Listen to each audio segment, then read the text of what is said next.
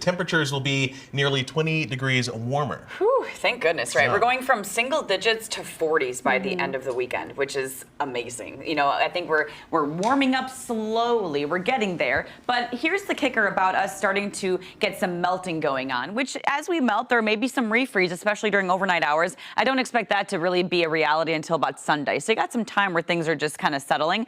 But watch for some fog.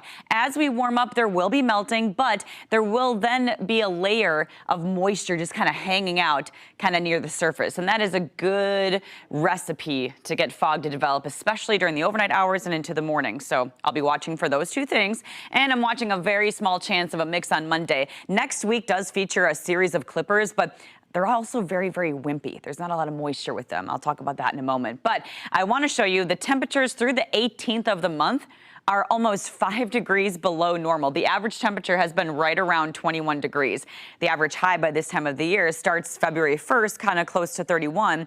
We're already seeing the average high near 36 degrees. So big bumps in temps. But just to kind of give you perspective, the fall months, every month we were above average, quite significantly, over 3 degrees above average. Remember, that's the average high, the average temperature. The high and the low divide by 2, you get an average temp. And look at that. These are pretty warm months. And then that's followed by 2 months in a row of below average, and February significantly below average. So we're kind of doing this huge fluctuation, and we'll eventually start to roll our way back above freezing. That's not today, though. We're starting off at 8 degrees. The roads are dry.